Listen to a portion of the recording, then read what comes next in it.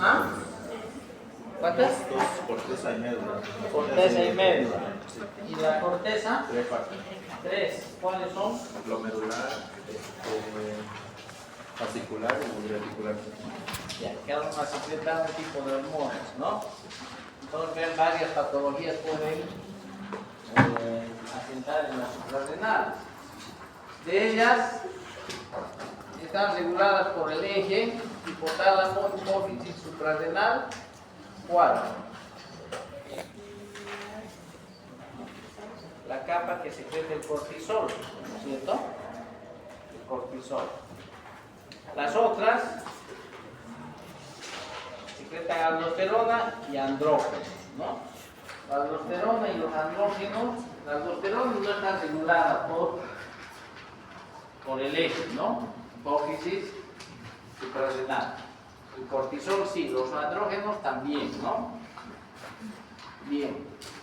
Entonces puede estar afectada cada una de estas capas, no solamente una o varias, pueden superponerse, decirse, ¿no? Los trastornos de las diferentes capas de la corteza. Entonces, si hablamos de exceso, cuando hablamos de exceso de cortisol, estamos hablando del hipercortisolismo o síndrome de Cushing. Ya hemos visto el síndrome de Cushing y la enfermedad de Cushing cuando estábamos viendo hipófisis, ¿no es cierto? Pero lo que vamos a ver ahora es el hipercortisolismo primario, ¿no es cierto? El trastorno que afecta a la corteza suprarrenal. La enfermedad de Cushing, acuérdense, era un tumor, un adenoma en la hipófisis, ¿no? Y hay otras causas de síndrome de Cushing también. El exceso de aldosterona, tenemos el hiperaldosteronismo, ¿no? El hiperaldosteronismo, vamos a ver, también puede ser primario o secundario, pero es diferente porque no está regulado por el eje hipófisis suprarrenal, ¿no? Y el exceso de andrógenos, que es el virilismo suprarrenal. Es un trastorno que tiene muy poca sintomatología en realidad, ¿ya? O a no ser que se presente en las mujeres, ahí sí va a ser más sintomático, ¿no? En los varones no.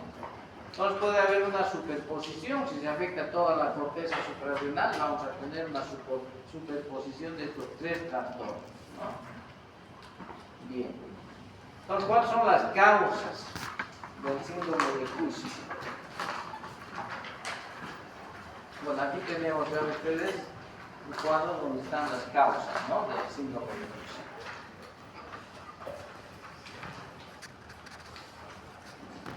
A nivel suprarrenal, estaríamos hablando de un hipercortisolismo primario, porque el problema está en la glándula suprarrenal, en la corteza suprarrenal, ¿no? Entonces, vean, la hiperplasia suprarrenal es uno de los trastornos que puede ocasionar hipercortisolismo. Esta hiperplasia suprarrenal puede estar ocasionado por otras causas. Si hay un exceso de ACTH a nivel de la hipófisis, obviamente se va a hiperplasiar la suprarrenal, ¿no es cierto? Va a incrementar su volumen, su tamaño, se va a hipertrofiar y va a secretar mayor cantidad de cortisol, ¿no? Entonces, vean, problemas del hipotálamo, de la hipófisis pueden ocasionar aquí microadenomas o macroadenomas de ACTH, que es lo que hemos visto ya, ¿no es cierto? Que es la enfermedad de Cushing. Otros tumores que produzcan ACTH ectópica, ¿no es cierto? Todo esto ya hemos visto cuando veíamos hipófisis, ¿no? Entonces solo estamos recordando aquí. Y a nivel local, digamos, sobre la suprarrenal, vean la hiperplasia macronodular suprarrenal.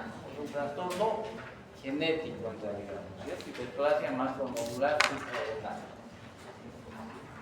Dos diversos tipos de trastornos genéticos que pueden asentar en la suprarrenal que provocan un exceso en la producción de cortisol. Luego la displasia micronodular suprarrenal. Vean, es un trastorno diferente en su estructura. Este es macronodular, este es micronodular. pero ambas afectan a la corteza suprarrenal, ¿no? Y producen también ambas exceso de la secreción de cortisol.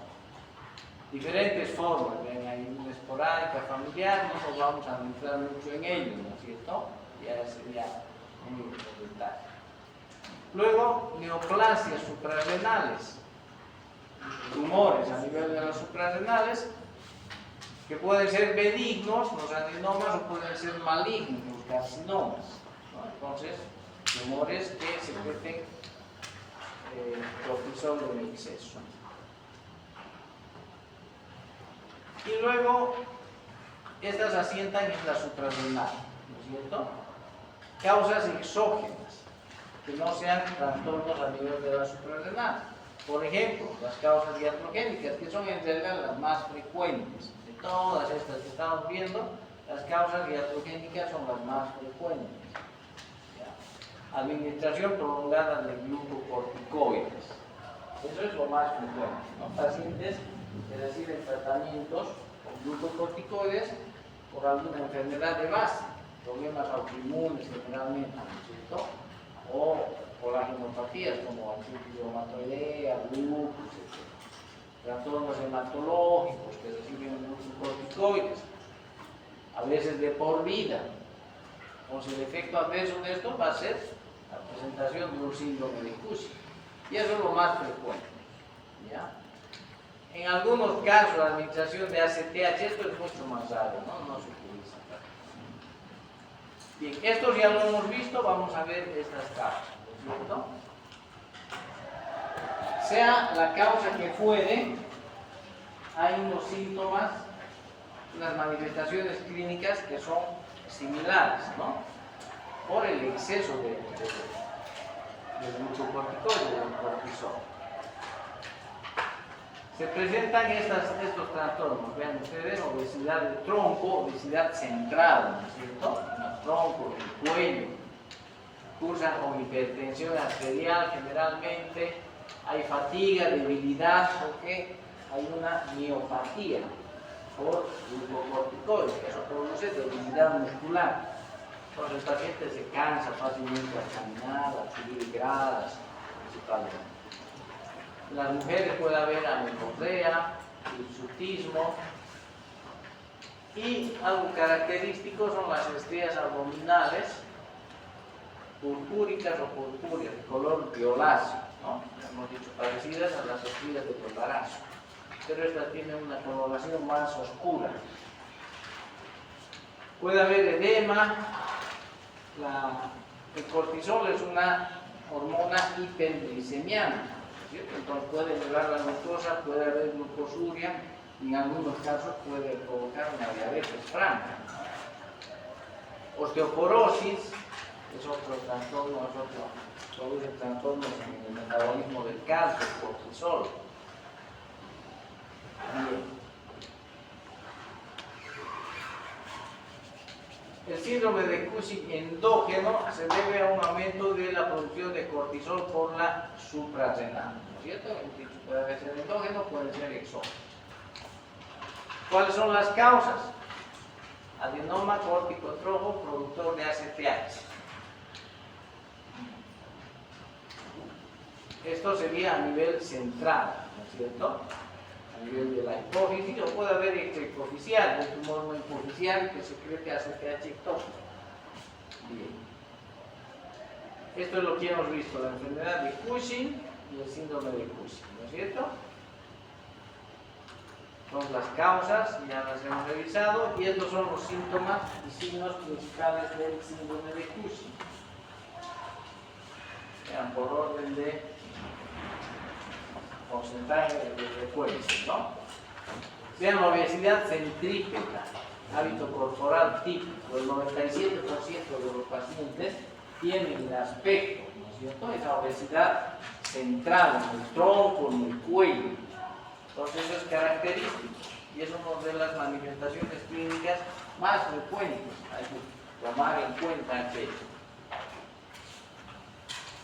Y por eso, vamos a ver luego en el diagnóstico diferencial, hay que hacer diagnóstico diferencial con la obesidad, por el aspecto, obesidad científica. Hay obesos que aparentan ser un Cushing, ¿no? Pero en realidad son obesos, ¿no? Pero el aspecto es parecido. Aumento de peso corporal 94%. Eso va con esto, ¿no? Va con el punto A. Fatiga fácil y debilidad. 87% de los pacientes. La mayoría presenta cansancio y debilidad. Luego la hipertensión arterial, vean, mayor a 150-90 también, más del 80% de los pacientes. Entonces son datos importantes, ¿no es cierto?, a tener en cuenta para el diagnóstico. Hirsutismo, principalmente las mujeres, ¿no? 80%. Amenorrea, 77%. Las estrías cutáneas violáceas, 67% de los pacientes tienen las estrías. No son importantes, es un dato importante para el diagnóstico. Cambios en la personalidad, vean ustedes. Incluso pueden presentar psicosis de estos pacientes. ¿Ya? Es un trastorno a nivel de la personalidad. Importante, número 4. Miopatía proximal es como esta, ¿no es cierto? Pero la miopatía proximal se refiere a la raíz de los miembros de las extremidades, principalmente extremidades inferiores. Y estos pacientes tienen dificultad, debilidad para subir gradas principalmente, o para levantar los brazos, para peinarse, cosas que dependen de las raíces de los miembros. Edemas, y hay menor proporción, vean, poliuria, polidipsia, distrofia de clítoris, incluso en las mujeres, pero con menor proporción, ¿no? Estos son los principales datos para el diagnóstico. La facies en luna llena, ¿no es cierto? Vean, es redonda. Y después del tratamiento, vean, es diferente, ¿no? Entonces, esta es la facies en luna llena del Cushing. Y esta es la famosa jiba de búfalo. Aunque esta paciente, vean, es delgada, no es tan gorda, ¿no es cierto? Pero vean, tiene la jiba de búfalo, es una cosa bien característica de la jiba de búfalo. Lo mismo después del tratamiento, vean cómo ha desaparecido.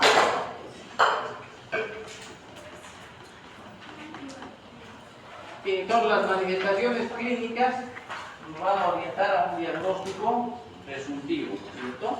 Hay que tener en cuenta esos síntomas y signos que hemos mencionado. Teniendo la sospecha, hacemos el diagnóstico. ¿Cómo hacemos el diagnóstico? Obviamente dosificando las hormonas, ¿cierto? El diagnóstico se basa en demostrar el aumento de producción de cortisol.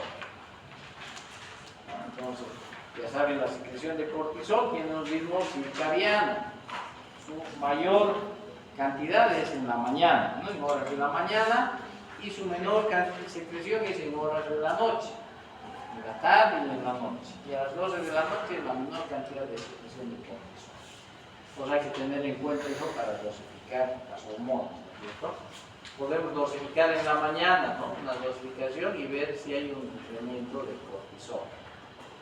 Pero no es suficiente con una sola dosificación, ¿no? Porque el cortisol puede elevarse, ¿no es cierto? En situaciones normales de estrés, etcétera, se puede elevar. Entonces una sola dosificación no es suficiente, ¿no? Entonces hay pruebas que se utilizan, pruebas dinámicas que buscan la supresión del cortisol, ¿no? Para confirmar el diagnóstico. Entonces, hasta aquí llegamos al diagnóstico de hipercortisolismo, ¿cierto? Dosificamos cortisol. La mejor manera de dosificar de 24 horas, ya hemos dicho, es en orina de 24 horas, ¿no? No sirve una dosificación de sangre en plasma, es insuficiente. Para medir la secreción de 24 horas se utiliza la orina de 24 horas, donde podemos dosificar el cortisol libre en orina. Entonces obtenemos la secreción de 24 horas, es más exacto, ¿no? Y para confirmar aún así hay pruebas de supresión, vean, administrando dexametasona, ¿no? Las dosis grandes de dexametasona en la medianoche y se cuantifica el cortisol en la mañana.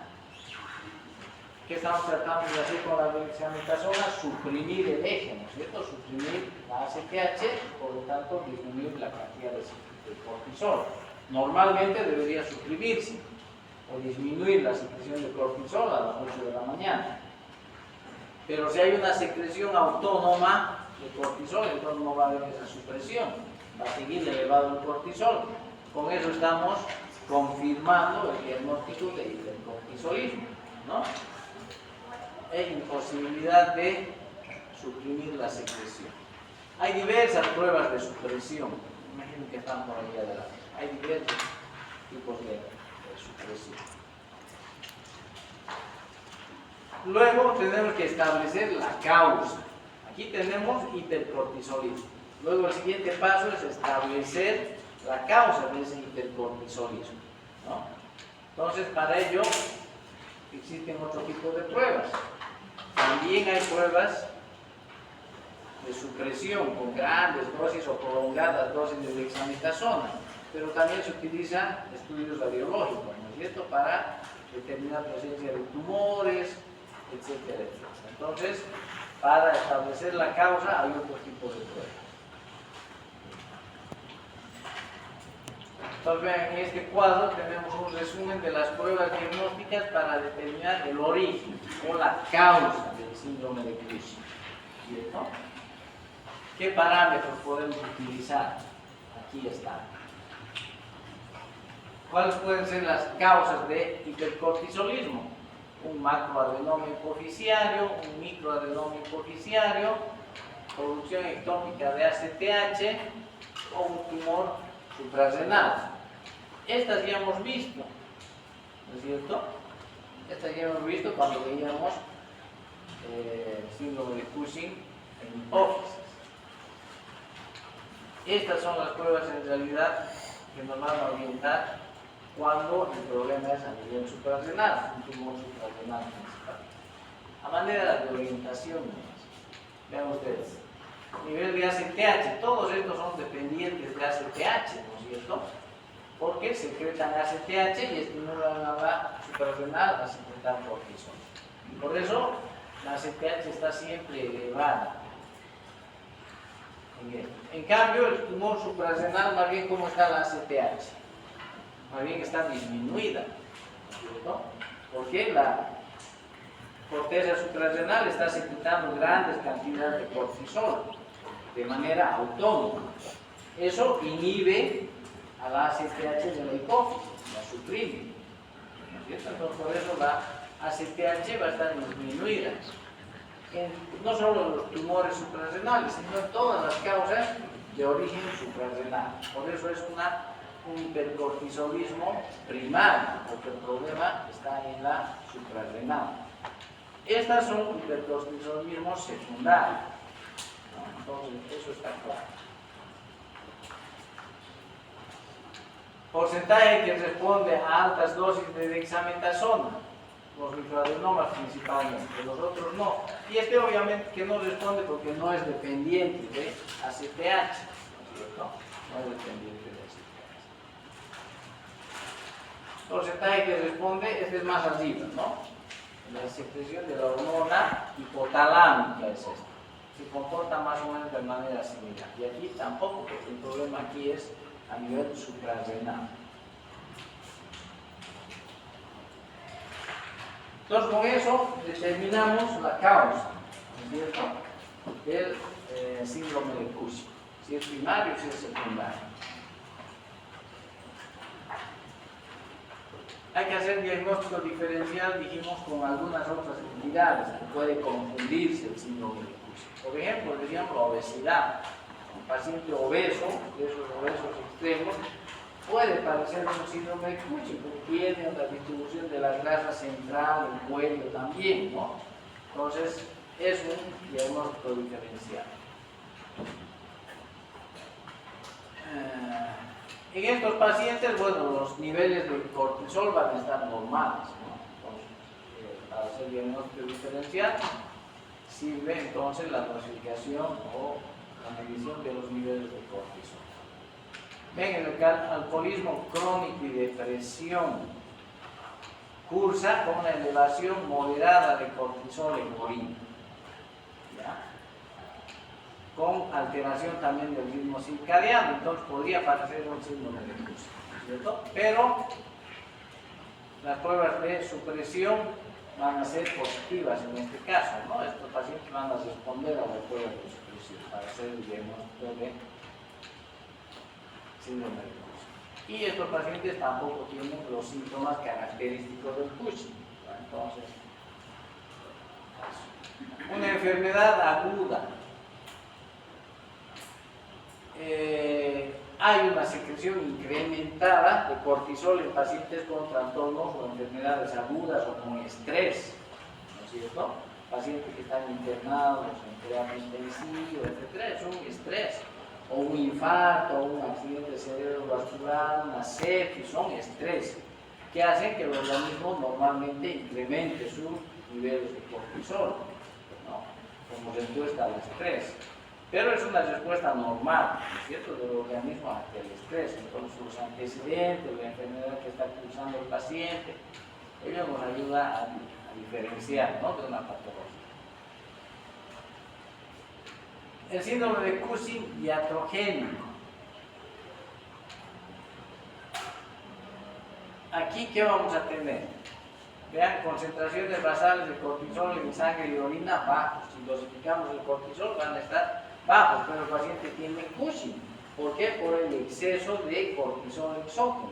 Está tomando prednisona, dexametasona, etcétera, etcétera. ¿No es cierto? Corticoides exógenos que están provocando los síntomas de Cushing. Pero si dosificamos el cortisol va a estar bajo. No es la causa del hipercortisolismo, sino los corticoides exógenos, ¿cierto? Entonces, y eso es lo más frecuente en los niños, ¿no?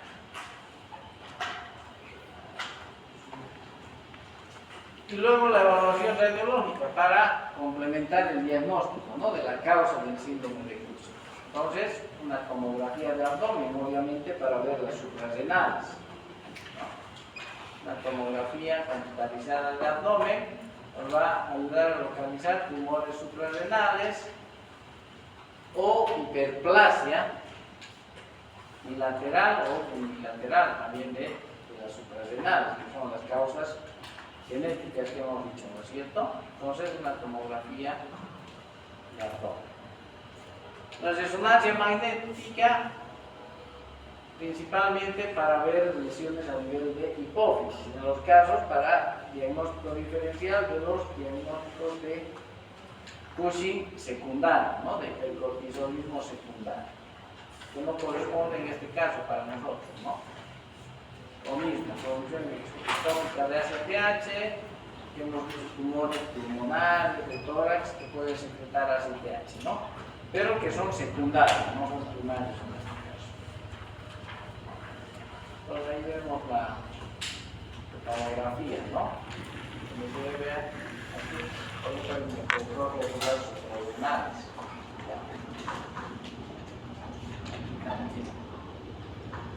En forma de raqueta, vean, entonces podemos ver las suprarrenales y ver la lesión, el tamaño y todo aquello, ¿no? Y para el tratamiento, cuando el problema son tumores suprarrenales, el tratamiento es quirúrgico, ¿no es cierto?, la extirpación del tumor. Generalmente son unilaterales, ¿no es cierto?, la adenoma es unilateral. ¿Qué va a suceder si un paciente tiene un adenoma suprarrenal que está provocando hipercortisolismo? Yo le retiro el adenoma quirúrgicamente. ¿Qué va a pasar con ese paciente? A ver. No pasará nada, estará curado, sano, o tendrá alguna complicación. Si le extirpo el tumor productor, ¿no es cierto?, de cortisol. Es un tumor autónomo que está secretando cortisol. Si lo retiro, se lo extirpo el tumor, ¿qué va a suceder con el paciente?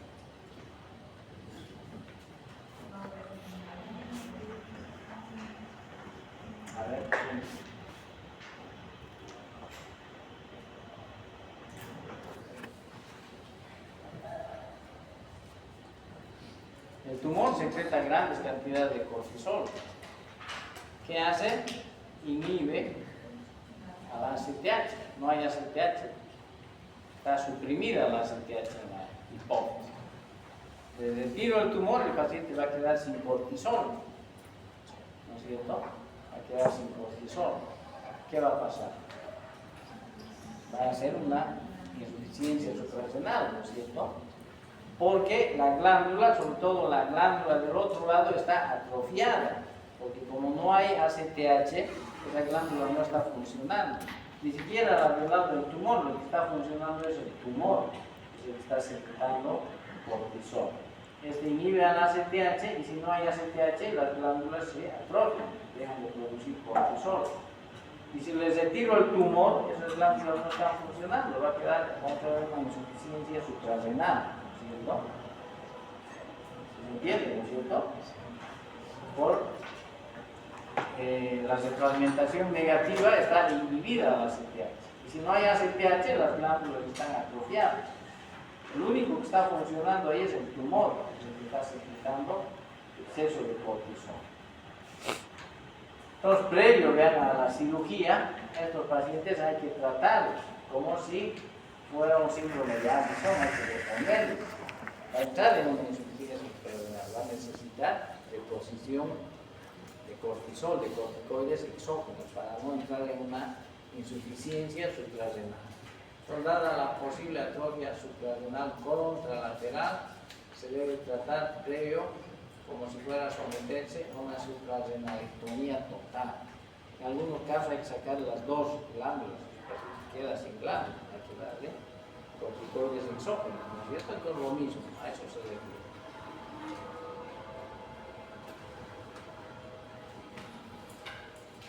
Entonces, ¿cómo se hace el tratamiento restrictivo de glucocorticoide en un paciente que va a quedar sin cortisol? Que va a quedar en insuficiencia suprarrenal. ¿Cuál es ese tratamiento que hay que hacerle para que no ocurra aquello? Entonces, aquí está, este es un esquema, ¿no es cierto? Un paciente que, por ejemplo, recibe habitualmente glucocorticoides el primer día, ¿no? O sea, esto es lo que recibe normalmente, pero cuando va a ser operado, desde el día anterior a la intervención se tiene que dar por vía parenteral hidrocortisona. 8 de la mañana, 4 de la tarde, ¿no? He dicho, en la mañana la mayor dosis y en la tarde la menor dosis. No se dé en la noche, hemos dicho, el glucocorticoide, ¿no es cierto? Entonces va a recibir esto. Si va a ser resecada toda la glándula, tampoco hay aldosterona, entonces hay que restituir aldosterona también. Un mineralocorticoide sintético es la fludrocortisona, tiene efecto de la aldosterona, entonces voy a hacerlo por un minuto. El día de la intervención, goteo de hidrocortisona por hora, vean ustedes, 10 miligramos por hora, durante todo el día, ¿no es cierto?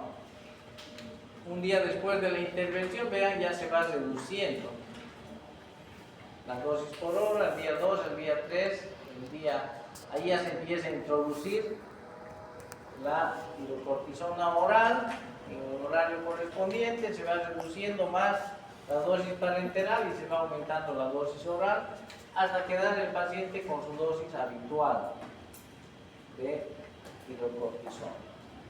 Entonces es un esquema, ¿no? Para insuficiencia suprarrenal o para pacientes que van a ser intervenidos para resección de las glándulas suprarrenales.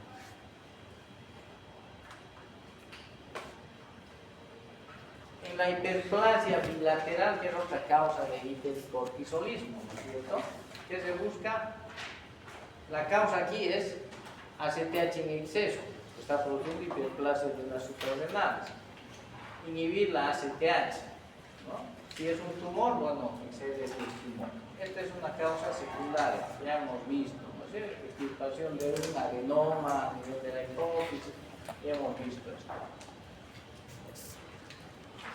Cuando no es posible operar, vean, hay una suprarrenalectomía farmacológica, que es uso de medicamentos para inhibir la síntesis y la secreción de hormonas glucocorticoides, glucocorticoides. ¿Qué fármacos se utilizan? Ketoconazol, grandes dosis, ¿no? Este es un antimicótico, ¿no es cierto? Pero vean, inhibe la síntesis de hormona de cortisol. Entonces se utiliza para pacientes que no pueden ser operados, etc. Se puede utilizar.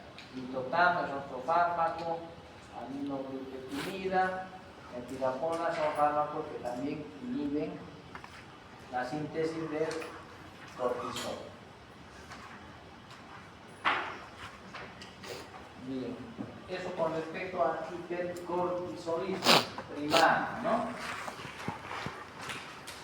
Luego tenemos la otra hormona, la aldosterona.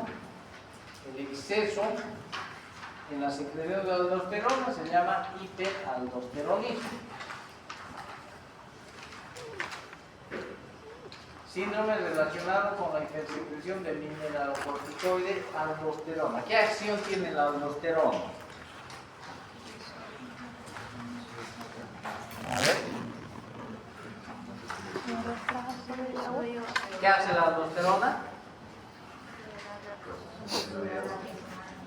Regula los electrolitos, ¿no es cierto? Y el contenido hídrico del organismo. ¿Qué hace? Principalmente sodio y potasio, ¿no es cierto? ¿Qué hace la aldosterona entonces? Actúa en los túbulos renales, reteniendo sodio y eliminando potasio, ¿no es cierto? La aldosterona retiene sodio y elimina potasio. Produce entonces una hipernatremia y una hipopotasemia. Esa es la acción de la aldosterona. Entonces, un exceso de aldosterona, ¿qué va a provocar? Mayor retención de sodio, por lo tanto, mayor retención de agua, ¿no es cierto? Mayor volumen circulante. Y eso va a aumentar la presión arterial y todo aquello, ¿no es cierto? Y por lo contrario, va a eliminar el potasio. ¿Qué hace el potasio? Tiene que ver principalmente con la contracción muscular, ¿no es cierto? A nivel cardíaco. Entonces, una hipopotasemia va a originar problemas cardíacos, ¿no? Arritmias, etc. Entonces, la función de la aldosterona. Incremento de la aldosterona. ¿Y por qué causa puede aumentar la aldosterona en el organismo? Entonces hay un hiperaldosteronismo primario y un hiperaldosteronismo secundario. Pero es diferente al hipercortisolismo. Primario es cuando está en la suprarrenal, secundario cuando el problema es en la hipófisis. La aldosterona no está regulada por la CTH, ¿no es cierto? La que la regula es el sistema renina, angiotensina, aldosterona, no tiene nada que ver con la hipófisis. La regulación de la aldosterona es por el sistema renina, angiotensina, aldosterona, ¿no? Entonces, hiperaldosteronismo primario es cuando la causa está en la propia glándula, en trastornos en la misma glándula suprarrenal que incrementa la secreción de aldosterona. Ese es hiperaldosteronismo primario. Ya vamos a ver cuáles son esas causas. Y es hiperaldosteronismo secundario cuando el estímulo para la secreción de la aldosterona no está en las suprarrenales, sino otras patologías subyacentes que estimulan la secreción de aldosterona. Por ejemplo, problemas que cursan con edemas, como la insuficiencia cardíaca. La insuficiencia cardíaca va a estimular a la suprarrenal a secretar aldosterona. Esa es un hiperaldosteronismo secundario, secundario a otra enfermedad. No porque el problema esté en hipófisis, sino es secundario a otra patología. ¿Ya? Eso tiene que estar claro. ¿Cuáles son las causas de hiperaldosteronismo primario entonces? Vean, un adenoma suprarrenal productor de aldosterona.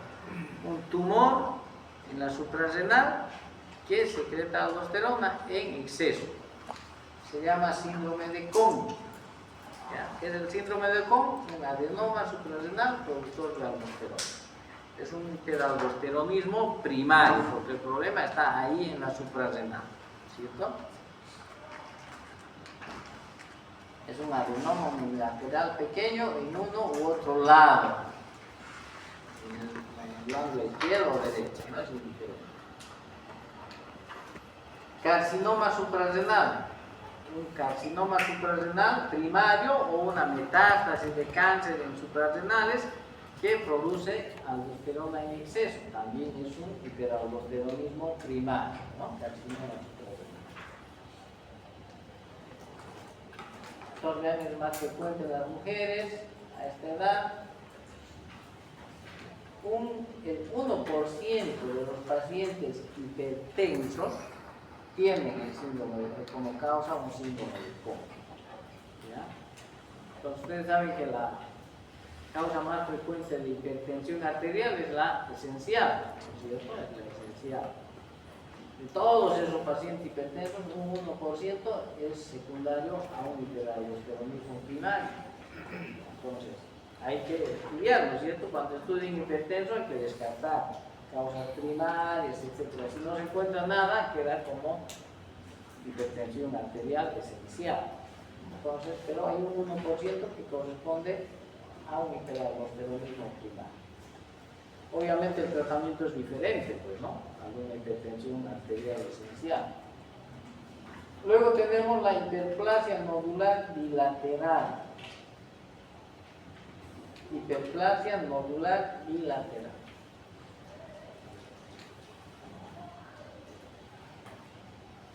El hiperaldosteronismo idiopático, hiperplasia nodular también conocido. Causa desconocida. ¿Ya?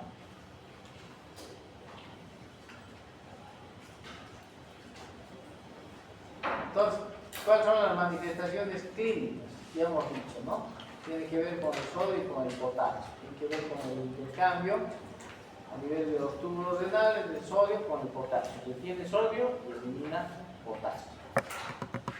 Se va disminuyendo, se va eliminando el potasio corporal, ¿no? Y se va sobrecargando la circulación sanguínea con sodio y con agua.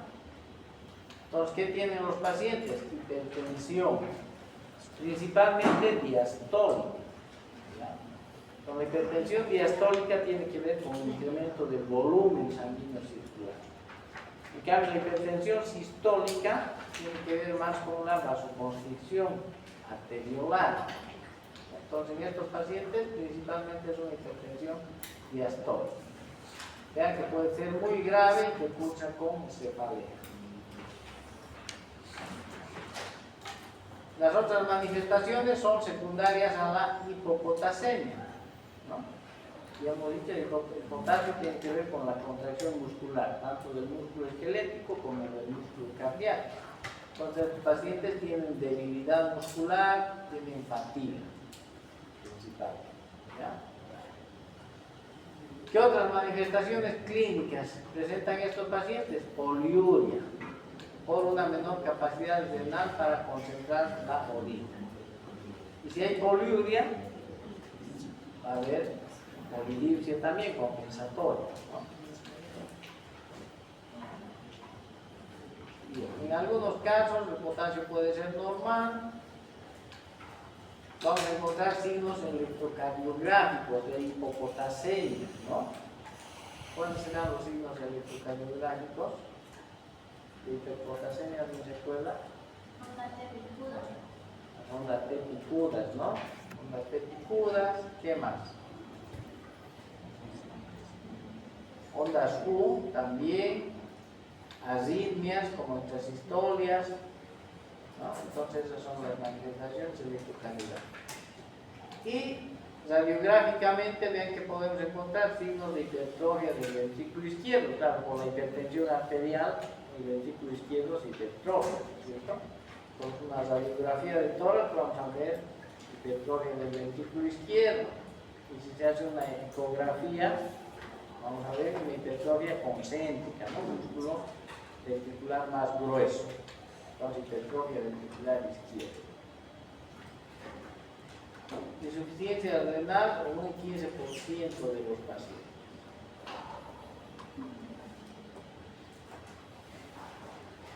Y laboratorialmente, entonces, ¿qué vamos a encontrar? Obviamente, vamos a encontrar hipopotasemia, ¿no es cierto? ¿El potasio cuánto es normalmente? ¿Su valor normal cuánto es? 3.5 a 5.5, ¿no? El equivalente es por litro. Por va a haber hipopotasemia inferior a 3. ¿Ya? ¿Y el sodio cuánto es lo normal? 100 a 145, ¿no? Entonces el potasio va a estar mayor a 150 habitualmente, en equivalentes por litro, ¿no? Hipopotasemia con hipernatremia. ¿Qué más? Alcalosis metabólica y elevación del bicarbonato sérico, otros datos que vamos a encontrar. Eso es lo que vamos a encontrar de entrada, ¿no es cierto? Con eso estamos haciendo el diagnóstico y se necesitan, vean, pruebas dinámicas para confirmar el diagnóstico. Entre ellas, una prueba nocturna de concentración de la orina, que va a mostrar una incapacidad renal para aumentar la densidad urinaria. Que la densidad urinaria es baja, porque el organismo está reteniendo el sodio, y más bien tenemos hipernatremia. Es algo paradójico, ¿no es cierto? Si hay hipernatremia, el organismo debería estar eliminando sodio y la orina debería ser más concentrada. En cambio, en este caso, la orina, la densidad está baja, porque se está reteniendo el sodio, ¿no? Entonces eso llama la atención.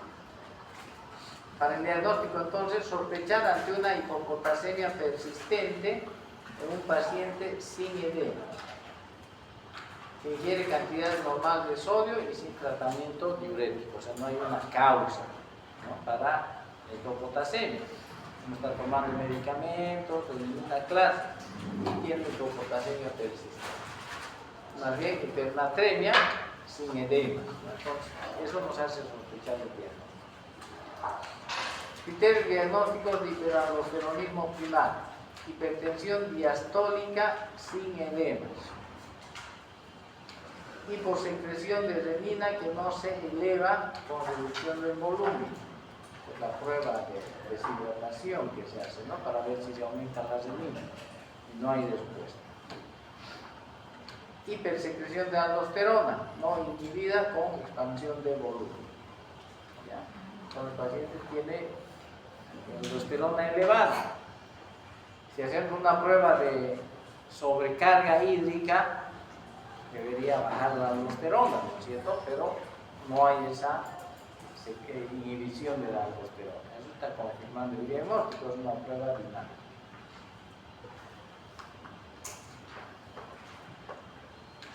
Con eso hacemos el diagnóstico de hiperaldosteronismo. El siguiente paso es la localización de la causa o localización del adenoma productor de aldosterona. Para ello, una tomografía de abdomen nos va a mostrar si es que hay algún tumor a nivel de las suprarrenales, ¿no?, que esté secretando aldosterona. Entonces hay diferentes procedimientos, además de la tomografía, para localizar el tumor. Vean, cateterismo transfemoral para cateterizar hasta las venas suprarrenales y tomar las muestras a ese nivel, derecha e izquierda, para ver en cuál lado es mayor la cantidad de aldosterona, para determinar en cuál de las suprarrenales está el problema, ¿no?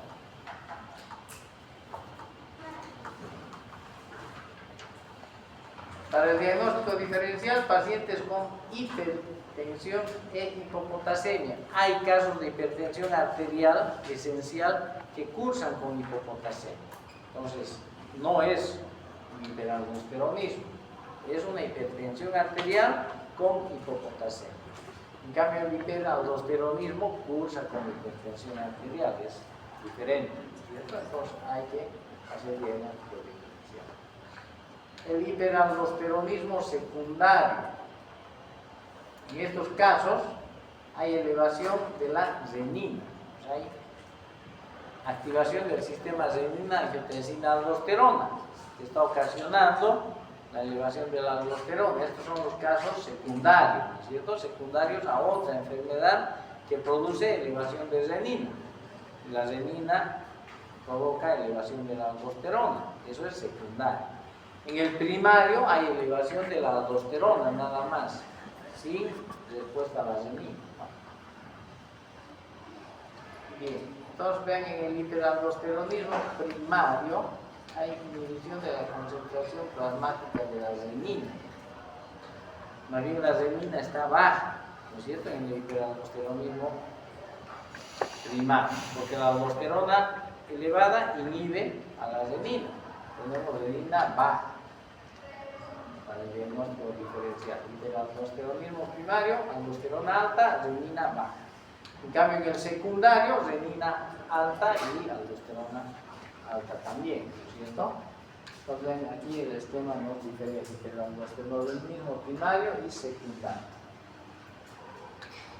Aquí, en el primario, lo que dispara es la aldosterona. Se incrementa la aldosterona, retiene sodio, aumenta el volumen plasmático y disminuye la renina, ¿no?, por retroalimentación negativa. En cambio, en el secundario, en todas las causas de secundario, ¿qué sucede? Hay una disminución de volumen sanguíneo. Al contrario, hay una baja el volumen sanguíneo, un paciente con insuficiencia cardíaca, con edemas, etcétera, que está fugando líquido del intravascular al extravascular. Hay disminución del volumen sanguíneo. Como respuesta compensatoria, el riñón secreta mayor cantidad de renina, ¿no es cierto? Dispara el sistema renina-angiotensina-aldosterona. La aldosterona va a retener mayor cantidad de sodio, ¿no? De todos modos, el sodio retiene líquido y ese líquido sigue fugando a un tercer espacio, a una ascitis, a edemas en las extremidades inferiores, etc. Y aumenta las reninas, se vuelve un círculo vicioso, ¿no es cierto? Entonces, ven, es diferente el mecanismo fisiopatológico del primario y del secundario, ¿no? Es diferente. El tratamiento del hiperaldosteronismo primario, que es secundario a un adenoma, el tratamiento es quirúrgico, la exéresis del adenoma, ¿no es cierto? Y con eso se resuelve el problema. Como medida paliativa, temporal, antes de la cirugía, ¿qué tendría que hacerse? Restricción de sodio, ¿no?, y administración de antagonistas de la aldosterona, como la espironolactona. ¿Qué hace la espironolactona? Retiene potasio, ¿cierto?, y elimina sodio. Es un antagonista de la aldosterona. Este es un diurético ahorrador de potasio. Entonces vamos a contrarrestar la aldosterona de esa manera.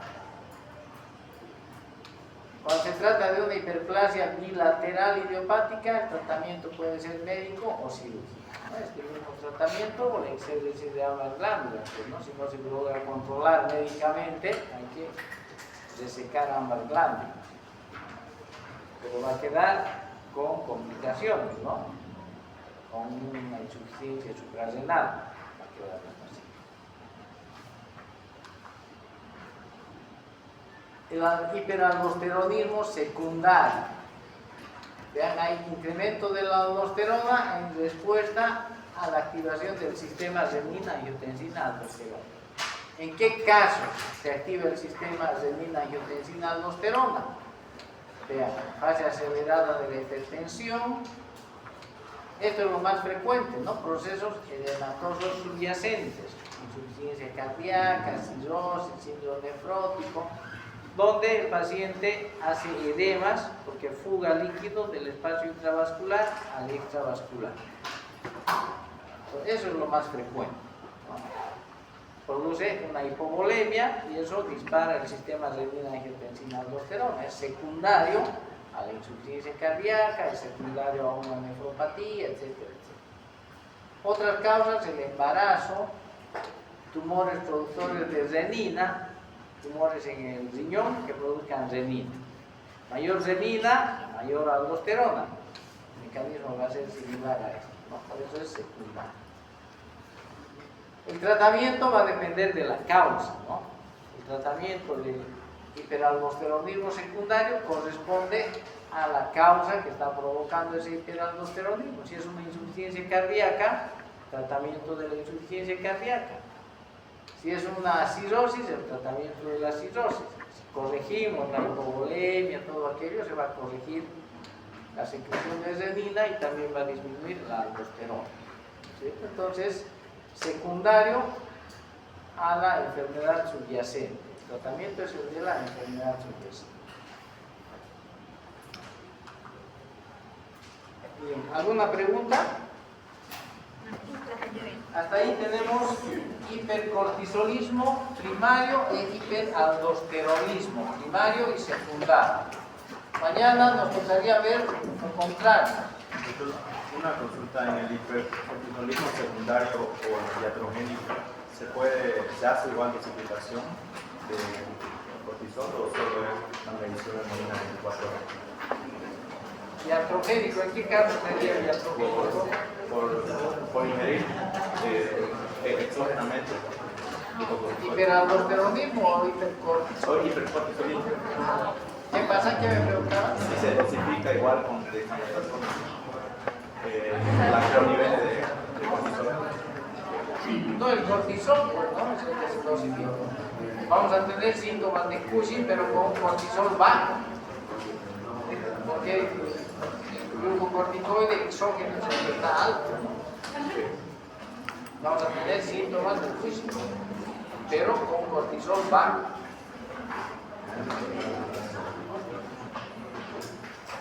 Y mañana vemos entonces hipofusión. Vamos a ver Addison y hipoaldosteronismo. Bueno, ahí quedamos por aquí.